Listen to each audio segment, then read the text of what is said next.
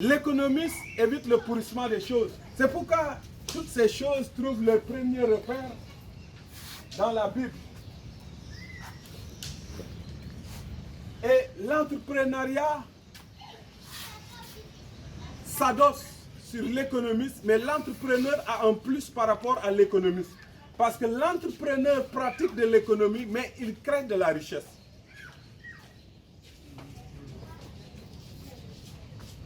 Donc, l'économiste est au service de l'entrepreneur.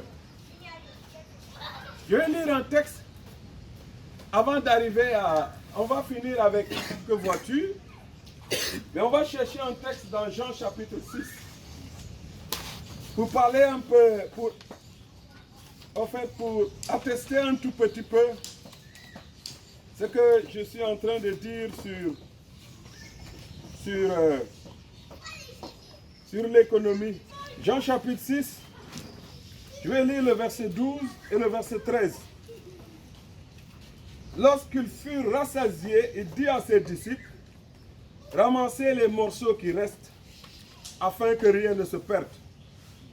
Ils les ramassèrent donc et ils remplirent 12 paniers avec les morceaux qui restaient des 5 pains d'orge, après que tous eurent mangé. Le plus grand économiste qui évite le pourrissement des choses, c'est Jésus-Christ. Vous connaissez l'histoire? Après qu'il a prêché, qu'ils ont eu faim, ils n'ont rien trouvé à manger, il a multiplié du pain, il a nourri des milliers de personnes. Tout le monde était excité par rapport à l'abondance qui était là, y compris les disciples. Et puisqu'il y avait l'abondance, ils ont mangé comme ceux qui ont de l'abondance, en laissant tomber les pains par terre.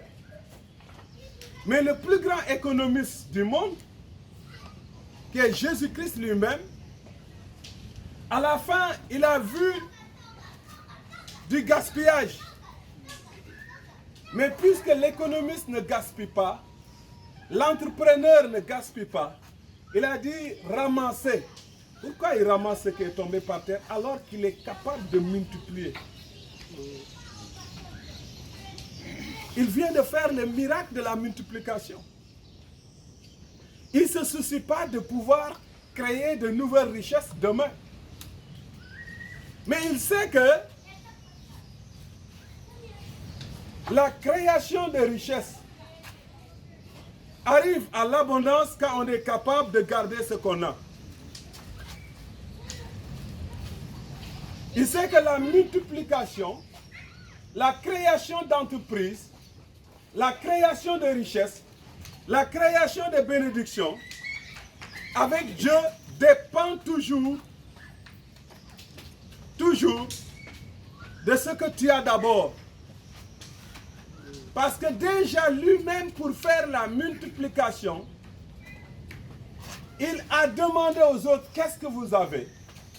Et puisque personne n'avait pas, il a multiplié ce que le jeune homme avait.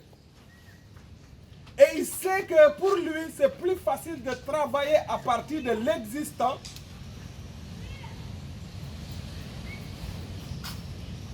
que de travailler à partir du néant, qu'il a voulu préserver le reste de cet existant.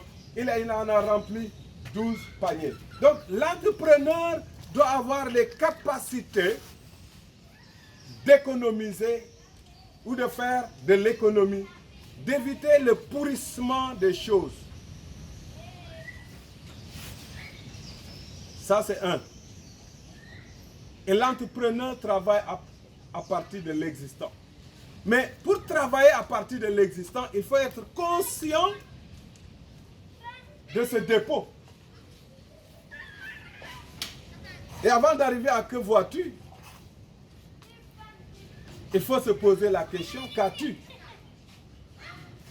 Jésus a posé aux apôtres, qu'avez-vous? Il n'était pas le premier. Dieu a demandé à Moïse, qu'as-tu? En réalité, quand Dieu posait à Moïse la question, qu'as-tu? Moïse était déjà préparé.